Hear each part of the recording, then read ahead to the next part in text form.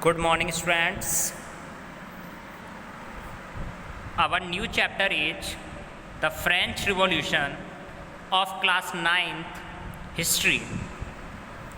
बच्चों, आज हम लोग क्लास 9th का चैप्टर 1 हिस्ट्री का रीड करेंगे, जिसका नेम है द फ्रेंच रिवॉल्यूशन। ठीक है बेटा, तो सबसे पहले हम बात कर लेते हैं फ्रेंच रिवॉल्यूशन के बारे में।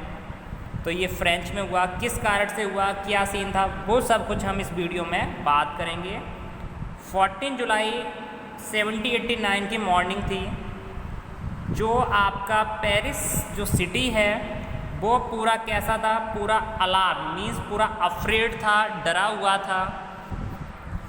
क्यों डरा हुआ था समझ लो। The king had commanded troops to move into the city. जो वहाँ का किंग था, जो वहाँ का राजा था, उसने अपनी जो सैनिकों की जो टुकड़ी थी, जो कमांडेड ट्रूप थी, उसको वहाँ शहर में भेज दिया था, सेंड कर दिया था। Rumours spread that he would soon order the army to open fire upon the citizens. पूरे शहर में ये र्यूमर्स फैल गई। र्यूमर्स मतलब होता है अफवाह।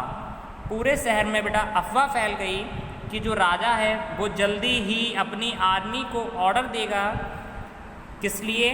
ताकि वो सिटीजन्स पर फायर करें। ठीक है, पूरे शहर में ये र्यूमर फैल गई कि जो राजा है वो जल्दी ही अपनी आर्मी को ऑर्डर देगा सिटीजन्स के ऊपर फायर करने के लिए। जिससे क्या हुआ कि कुछ 7,000 man and women gathered in front of the town hall and decided to form a people militia. Means 7,000 man और वुमेन टाउन हॉल के सामने इकट्ठे हुए। ठीक है, और उन्होंने डिसाइड किया कि वो अपनी एक पीपल्स मिलिटिया बनाएंगे, मतलब एक अपने लोगों का समूह बनाएंगे, अपने लोगों की टुकड़ी बनाएंगे। They broke into a number of government buildings in search of arms। तो इस चक्कर में इन्होंने क्या किया कि इन्होंने बहुत सारी जो नंबर ऑफ गवर्नमेंट बिल्डिंग्स थी उन्हें लोगों ने तोड़ दिया। किस लिए? In search of arms. Arms means होता है बेटा वेपन। ठीक है, आर्म्स जो आपके वेपन्स होते हैं, हथियार होते हैं, उन्हें खोजने के चक्कर में लोगों ने बहुत सारे गवर्नमेंट बिल्डिंग्स को ब्रोक कर दिया। फाइनली क्या होता है कि finally a group of several hundreds people March towards the eastern part of the city and storm the fortress prison. ठीक है, इसके बाद क्या होता है कि गवर्नमेंट बिल्डिंग्स को तोड़ने के बाद जो लोगों का, जो सेवरल लोगों का, जो हंड्रेड्स ऑफ पीपल का जो ग्रुप है वो अब कहाँ जाता है? सिटी के ईस्टर्न पार्ट की तरफ चलने लगता है। ठीक है, सिटी के जो ईस्टर्न पार्ट है उसकी तरफ हंड्रेड्स पीपल का ग्रुप चलने लगता है and storm the fortress prison. और जो वहाँ किले के पास में जो प्रिजन है, जो वहाँ जेल है, उसको तोड़ देते हैं। ठीक है, जो वस्टाइल का जो किला है, उसकी जो जेल है, उसको ये ब्रोक कर देते हैं। वेयर जहाँ पर they hoped to find hoarded ammunition, जहाँ उन्हें उम्मीद होती है, जहाँ वो आशा करते हैं कि वहाँ उन्हें कुछ ना कुछ वेपन्स मिलेंगे। In the armed fight that followed the commander of the Bastille was killed. तो उसी फाइट में क्या होता है कि जो लोग हैं वो वस्टाइल का जो कमांडर था, उस जेल का जो कमांडर था, उसको मार देते हैं और जो प्रिजनर्स हैं उन्हें वहाँ से छुड़ा ले जाते हैं और या फिर प्रिजनर्स को वहाँ से रिलीज कर देते हैं। ठीक है, जबकि बात करें प्रिजन कितने थे वहाँ? ओनली 7। ठीक है, उस प्रिजन में कितने कैदी होते हैं बेटा? प्रिजनर्स होते हैं उसमें ओनली 7।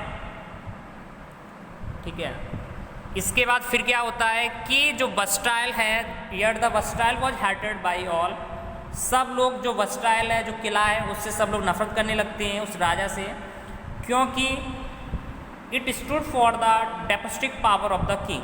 क्योंकि जो वो राजा था उसकी डेस्पोटिक पावर की वजह से। ये मैं आपको आगे चैप्टर में बताऊंगा कि डेस्पोटिक पावर्स क्या होती हैं। ठीक है, ये अभी हम लोग क्या है कि पूरे चैप्टर का ओवरव्यू अचानक से समझ रहे हैं और फिर स्टेप बाय स्टेप आगे एक एक टॉपिक क्लियर करेंगे। ठीक है, जैसे मूवी वगैरह में देखा है कि पहले जैसे मूवी स्टार्ट होती है बेटा, तो उसमें एक्शन सीन पहले से होती है, फिर उसके बाद उसमें स्टोरी चलती है। तो वही चीज़ ये है कि इसमें पहले आपको पूरा इसके बारे में बताया गया है और इसके बाद फिर हम लोग आगे चैप्टर बाई चैप्टर रीड करेंगे। तो क्या था कि जो द फोर्ट्रेस वॉज डिमोलिश्ड, लोगों ने क्या किया कि जो राजा का जो किला था उसे भी डिमोलिश नष्ट कर दिया, तोड़ दिया। और जो तोड़ने के बाद जो स्टोन फ्रेगमेंट्स थे, जो उसके टुकड़े थे पत्थर के, उन्हें ले जाकर मार्केट्स में सोल्ड कर दिया। ठीक है, कैसे लोगों को? ऐसे लोगों को who wish to keep a souvenir of it destruction, means ऐसे लोगों को उसके स्टोन फ्रेगमेंट्स सोल्ड कर दिए, बेच दिए मार्केट्स में, जो क्या करते हैं, जो पुरानी चीज़ों को अपनी शॉप पर मेमोरी की तरह खरीद कर रखते हैं या फिर उन्हें बेचते हैं। ठीक है, तो ऐसे लोगों को उन्होंने क्या किया कि किले के जो स्टोन फ्रेगमेंट्स थे उन्हें बेच दिया। उसके बाद क्या होता है कि the day that followed so more writing both in Paris and country side, फिर क्या होता है कि कुछ दिनों बाद बहुत सारे लोग राइटिंग करते हैं, पेरिस में भी, कंट्री साइड में भी। ज़्यादातर जो पीपल होते हैं, most people were protesting against the high price of bread. और वहाँ क्या होता है वर्सटाइल में कि जो ब्रेड होती है, जो प्राइस होती है ब्रेड की, जो रोटी की जो प्राइस होती है, ग्रेन्स वहाँ हुआ नहीं, तो उसकी जो प्राइस थी वो हाई हो गई। तो ज़्यादातर लोग, सब जगह लोग क्या करने लगे कि जो उसकी प्राइस बढ़ गए थे ब्रेड की, उसके लिए उसका प्रोटेस्ट करने लगे उसके अगेंस्ट। और बाद में क्या होता है कि जब historians looked back upon his time, they saw it as a beginning of chain of events that ultimately lead to the execution of the king in France। बाद में क्या होता है कि जो हिस्टोरियंस होते हैं, ठीक है, वो देखते हैं अपने समय को और बाद में वो ये भी देखते हैं कि ये शुरुआत थी, ये बिगनिंग थी किस चीज़ की, जो वहाँ अब लोग इवेंट्स कर रहे थे। ठीक है, जो वहाँ घटनाएं हुई उसकी ये एक शुरुआत थी। और बाद में जो लोग थे वो राजा, जो फ्रांस का राजा था, उसका वहाँ उसके अगेंस्ट थे, उसका विरोध कर रहे थे। ठीक है, और बहुत सारे लोग ऐसे भी थे जिन्होंने इस आउटकम में, इसमें बाहर निकलने की काफ़ी ज़्यादा कोशिश की। ठीक है, तो ये सारी चीज़ें फ्रांस में हुई। ठीक है, क्या हुआ कि फ्रेंच रिवॉल्यूशन था। ठीक है, तो क्या हुआ था वहाँ की 14 जुलाई 1789 की मॉर्निंग थी और पूरे लोग डरे हुए थे। तो वो अचानक से, मैं अब इसका मेन रीज़न आपको बताता हूँ कि जो वहाँ आर्मी थी वो राजा ने लोगों के लिए नहीं भेजी थी। ठीक है, वो राजा ने, जो वहाँ का किंग था, उसने किसी पर्पज़ से वहाँ लगाई थी, लेकिन लोगों को मिसअंडरस्टैंडिंग हुई। उन्होंने समझा कि जो आर्मी है वो उनके लिए भेजी गई है, तो वो डर गए काफ़ी और उस चक्कर में वो क्या करने लगे, अपने लिए वेपन्स, अपने बचाव करने के लिए वेपन्स ढूंढने के लिए गवर्नमेंट बिल्डिंग्स को ब्रेक करने लगे। और बिल्डिंग्स ब्रेक करते करते वो लोग कहाँ पहुँच गए, यहाँ तक कि जो किंग का फोर्ट था वहाँ भी पहुँच गए, उसे भी इन लोगों ने डिस्ट्रॉयड कर दिया और उसके जो स्टोन फ्रेगमेंट्स थे उनको ले जाकर मार्केट में बेच दिया। कैसे लोगों को, जो पास्ट की चीज़ों को संभाल कर रखते हैं। इसी के साथ में लोगों ने वर्सटाइल की जो जेल थी, प्रिजन थी, वहाँ भी अटैक किया और वहाँ का कमांडेंट मारा गया उन लोगों के द्वारा। और जो कैदी हुआ करते थे उस प्रिजन में, उन्हें छुड़ा लिया। और प्रिजन कितने थे बेटा? ओनली 7 थे। तो पूरे शहर में क्या हुआ कि लोग आपस में लड़ने लगे। ठीक है, और जो प्राइस थी, जो ब्रेड के जो पीस की जो प्राइस थी वो हाई हो चुकी थी, तो उसके अगेंस्ट लोग वहाँ स्ट्रगल कर रहे थे। ठीक है, तो मतलब पूरा पेरिस एक तरह से जो वहाँ का किंग था उसके अगेंस्ट विद्रोह कर रहे थे लोग, किंग के अगेंस्ट। ठीक है, तो ये इसका ओवरव्यू है। अब इसके बाद हमारा चैप्टर स्टार्ट होता है। तो फर्स्ट टॉपिक है इस चैप्टर का, French society during the late 18th century. ठीक है, लेट 18th सेंचुरी की बात करें बेटा, तो सबसे पहले समझ लो 18th सेंचुरी। 18th सेंचुरी किसे कहते हैं? जो हमारा टाइम पीरियड होता है बेटा 700 से लेकर 1800 तक का जो टाइम पीरियड होता है, that is called the 18th century. अब बहुत से बच्चे समझते हैं कि सर ये 1800 से बात हो रही है, 1800 से 1900 की बात हो रही है। तो नहीं बेटा, बात हमारी 1700 से 1800 ईयर्स के बीच की हो रही है, तो इसे हम कहेंगे 18th सेंचुरी। जैसे अभी सपोज करिए, अभी कौन सी आपकी ईयर चल रही है, अभी चल रही है हमारी ईयर 2000 बेटा 20, ठीक है। तो 200 यानी 200 से लेकर जो टाइम पीरियड होगा 2100 तक का, ये हमारा कहलाएगा बेटा कौन सी सेंचुरी, 21st या 21st सेंचुरी, ठीक है। क्लियर हो रहा है। तो क्या होता है कि 1774 में एक लुईस 16 को क्या किया जाता है, बर्बन फैमिली का किंग बनाया जाता है। जो बर्बन फैमिली, ठीक है, बर्बन फैमिली की जो विरासत थी उसका वहाँ फ्रांस में उसे राजा बनाया जाता है। वह अभी केवल 20 ईयर्स का है जब उसकी शादी ऑस्ट्रियन प्रिंसेस मैरी एंटोनिटी से कर दी जाती है। काफ़ी इंटरेस्टिंग है बेटा, स्टोरी टाइप का, अगर आप लोग समझोगे तो आपको बहुत इंटरेस्ट आएगा इसमें। क्या है कि 1774 में एक लुईस 16 नाम का एक व्यक्ति है जो कि बर्बन फैमिली का उसे राजा बनाया जाता है। वह केवल अभी 20 ईयर्स का है, तब उसकी शादी एक ऑस्ट्रियन प्रिंसेस मैरी एंटोनिटी से कर दी जाती है। अब बहुत से बच्चे समझते हैं कि ऑस्ट्रियन मतलब ऑस्ट्रेलिया, ऑस्ट्रियन मीन्स ऑस्ट्रेलिया, ठीक है। तो मैं बच्चों को बताना चाहूँगा यहाँ ऑस्ट्रेलिया की बात नहीं हो रही है, एक कंट्री है वहीं फ्रांस के पास में ऑस्ट्रिया, ठीक है। तो ये बात बेटा वहाँ ऑस्ट्रिया की हो रही है। तो ऑस्ट्रिया की राजकुमारी जो मैरी एंटोनिटी है उससे लुईस 16 की मैरिज हो जाती है। Upon his accession the new king found an empty treasure.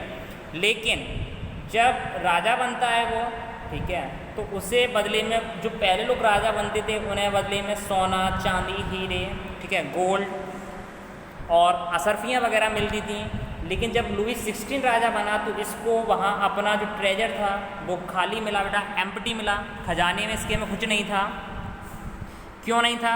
क्योंकि बहुत लंबे समय से युद्ध चल रहा था, वॉर चल रहा था। तो जिससे क्या हुआ कि जो फाइनेंशियल रिसोर्स थे फ्रांस के वो ख़त्म हो चुके थे, एंड हो चुके थे, ठीक है। और अब इस बार को ऐड किया गया था, ठीक है। अब जो इस बार हुआ था इसकी वजह से जो कॉस्ट, जो पैसा खर्च हुआ था उन सबको बचाया जा रहा था। और जो थोड़ा बहुत पैसा था उसे उस जो किला था उसकी मेंटेनिंग, एक्स्ट्रावेजेंट मेंटेनिंग या जो कोड था उसको मेंटेन करने में खर्च किया जा रहा था, बचा हुआ पैसा, बेफिजूल भी बोल सकते हैं। तो जो लुईस 16 थे इन्होंने हेल्प की 13 अमेरिकन कॉलोनीज की, ठीक है, इंडिपेंडेंस के बाद। मतलब जो फ्रांस का जो राजा था इसने जो ब्रिटेन के अगेंस्ट जो युद्ध चल रहा था, ठीक है, अमेरिकन कॉलोनीज का, उसकी भी इन्होंने हेल्प की। तो क्या होता है वॉर से कि वॉर जो लड़ाई थी वो क्या करता है, इनके ऊपर एक 1 बिलियन लीवर्स का इनके ऊपर और क्या कर देता है, कर्ज कर देता है बेटा, ठीक है। डेब्ट मीन्स होता है कर्ज। तो ये वॉर होता था, ये इनके ऊपर क्या कर दिया, उस वॉर ने 1 बिलियन लीवर्स का इनके ऊपर कर्ज कर दिया, ठीक है। और इस राजा जो फ्रांस का जो किंग था उसके ऊपर पहले से ही 2 बिलियन लीवर से ज़्यादा, तो उसके पास पहले से ही कर्ज था। और इसके बाद जो लड़ाई हुई, जो उन्होंने साथ दिया अमेरिकन कॉलोनीज का ब्रिटेन के अगेंस्ट, तो उसकी वजह से और इनके ऊपर 1 बिलियन लीवर्स का कर्ज हो गया। अब मैं आपको यहाँ बताना चाहूँगा बेटा कि लीवर क्या है। लीवर्स जैसे अपनी इंडिया में करेंसी जो रुपी चलती है, वैसे ही फ्रांस की जो करेंसी है उसे हम लीवर्स कहते हैं। अब क्या था, जब कर्ज इतना बढ़ गया तो जो लैंडर्स थे वो अब आने लगे इनके पास कर्ज लेने के लिए, अपने क्रेडिट करने के लिए, कर्ज लेने के लिए। तो और उसके अलावा जो लोन दिया था उन्होंने उसके ऊपर वो 10% का चार्ज इंटरेस्ट करने लगे। जिससे क्या हुआ कि जो फ्रेंच गवर्नमेंट थी, ठीक है, तो जो फ्रेंच गवर्नमेंट थी वो काफ़ी ज़्यादा ऑब्लाइज हुई ठीक है, जो उनका जो बजट बढ़ता जा रहा था इंक्रीजिंग परसेंट थी उसके ऊपर, और जो इंटरेस्ट उन्हें पे करना था लोगों को, और इसके साथ में उनकी रेगुलर एक्सपेंसेस थी, कुछ खर्च थे, जैसे कि अपनी आर्मी को मेंटेन करने के लिए पैसा लगाना, ठीक है, अपनी सेना को मजबूत करने के लिए पैसा लगाना, और साथ में कोर्ट को मेंटेन करना या रनिंग गवर्नमेंट के ऑफिस को चलाना, यूनिवर्सिटी चलाना, स्टेट को चलाना। तो अब इन्हें पैसे की बहुत ज़्यादा आवश्यकता थी, नीड थी, तो इन्होंने क्या किया कि लोगों के ऊपर टैक्स और बढ़ा दिया, लोगों को फोर्स किया जाने लगा कि इनके ऊपर और टैक्स बढ़ाने के लिए। फिर क्या होता है कि even this measure would not have sufficient, जब इससे भी काम नहीं चलता है तो जो फ्रेंच सोसाइटी थी 18th सेंचुरी में, उसे 3 स्टेट्स में डिवाइड किया गया, ठीक है। फ्रेंच सोसाइटी को लास्ट में 18th सेंचुरी में 3 पार्ट्स में डिवाइड किया गया, और 3 पार्ट्स में डिवाइड करने के बाद जो केवल 3rd स्टेट के जो पीपल हुआ करते थे, केवल वही टैक्स पे करते थे। ये चीज़ समझिए बेटा, मैं इधर आपको फिगर शो कर रहा हूँ। तो कौन से पार्ट्स में? फर्स्ट स्टेट के जो लोग हुआ करते थे, ये स्टेट का मतलब यहाँ पार्ट से बेटा, किससे? पार्ट से। तो फर्स्ट स्टेट्स के लोगों को जो डिवाइड किया गया उन्हें बोला जाने लगा क्लर्की, वो क्लर्की लोग थे। सेकंड स्टेट में जो लोग आते थे वो थे नोबिलिटी वाले, और थर्ड स्टेट के जो लोग थे उसमें big businessman, merchants, court officials, lawyers etcetera, this type के पीपल आते थे। और उसके बाद पीजेंट्स एंड आर्टिसंस भी थे, और साथ में स्मॉल पीजेंट्स, लैंडलेस लेबर्स और सर्वेंट, मतलब छोटे छोटे किसान या बिना ज़मीन वाली जो लेबर हुआ करती थी, नौकर हुआ करते थे, किसान हुआ करते थे, या बड़े बिजनेसमैन हो गए, व्यापारी हो गए, ऑफिसर्स हो गए, लॉयर्स हो गए, ये सारे लोग थर्ड स्टेट में वहाँ आने लगे। तो केवल यही थर्ड स्टेट के लोग वहाँ टैक्स पे करते थे, और फर्स्ट सेकंड स्टेट के लोग वहाँ टैक्स पे नहीं करते थे। तो क्या था, अब की सोसाइटी 3 पार्ट्स में डिवाइड हो चुकी थी, ठीक है। तो आगे देखो, आगे क्या होता है। तो फ्रेंच सोसाइटी को ऑर्गेनाइज किया गया, जैसे कि इसकी पॉपुलेशन थी टोटल 90%। इसमें हम बात करें आगे तो क्या था, ठीक है, आगे हम बात कर लें। तो इसमें जो आगे बात करें बेटा, वो दे रखा है कि जो फ्रेंच सोसाइटी थी, उस जो ऑर्गेनाइज जो फ्रेंच सोसाइटी थी उसमें क्या था कि जो पीजेंट्स थे वो पूरी पॉपुलेशन के 90%, मतलब 90% लोग जो वहाँ के थे वो पीजेंट्स थे, ठीक है। जिसमें क्या था कि स्मॉल नंबर ऑफ देम खुद अपनी लैंड को कल्टीवेट करते थे, और बाकी के जो 60% जो लैंड थी उसे वो दूसरे लोगों को दिया करते थे। और वो किसके अंडर में? वो नोबल्स लोगों के अंडर में आती थी। और जो चर्च था या फिर जो रिचेस्ट मेंबर हुआ करते थे थर्ड स्टेट के, वो लोग ये वर्क किया करते थे। और फर्स्ट 2 स्टेट्स के जो मेंबर हुआ करते थे उसमें क्लर्की और नोबिलिटी लोग हुआ करते थे, ठीक है, जो क्या करते थे, जो शुरुआत से ही उन्हें कोई भी टैक्स नहीं देना पड़ता था, वो इंजॉय करते थे, ठीक है। तो यही रीज़न था, वहाँ लोगों में इतना आक्रोश था। फिर देखो क्या हुआ, जब एक ही व्यक्ति से टैक्स लिया जाए और दूसरे लोग टैक्स ना दें, तो आप समझ सकते हो जो थर्ड टाइप का लोग है वो कितना और सहन करेंगे। तो ये एक मेन रीज़न हो गया वहाँ, ठीक है। यहाँ थोड़ा सा बेसिक पॉइंट्स और मैं आपको बता देता हूँ। लीवर, एक लीवर वर्ड यूज हुआ है, वो क्या है? वो फ्रांस की करेंसी है जो 1794 के बाद डिसकंटिन्यूड हो गई। क्लर्की की बात करें तो क्लर्की में ऐसे लोग आया करते थे, ऐसे पर्सन्स हुआ करते थे जिन्हें चर्च से स्पेशल फंक्शंस प्राप्त थे, ठीक है। टिथ क्या होता है? टिथ, तो टिथ समझ लो बेटा, एक टैक्स होता है जो चर्च के द्वारा लिया जाता है, और जो लोग एग्रीकल्चर करते हैं उसका 1/10 पार्ट। जैसे जो इनका एग्रीकल्चर हुआ उसका कितना? 10 पार्ट। सपोज करो उन्होंने अपनी फसल बेच के उन्हें 10,000 रुपये मिलते हैं फॉर एग्जांपल, तो 10,000 का 10th पार्ट जो निकलेगा वो टैक्स देंगे चर्च को।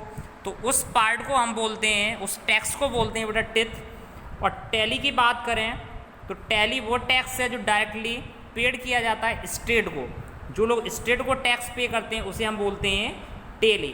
ठीक है बेटा, तो आज इतना सफिशिएंट है, फिर आगे हम लोग कल बात करेंगे। ठीक है, नेक्स्ट टॉपिक में बात करेंगे बेटा। तो आज की वीडियो यहीं एंड करते हैं फिर। चलिए, थैंक्स एवरीवन।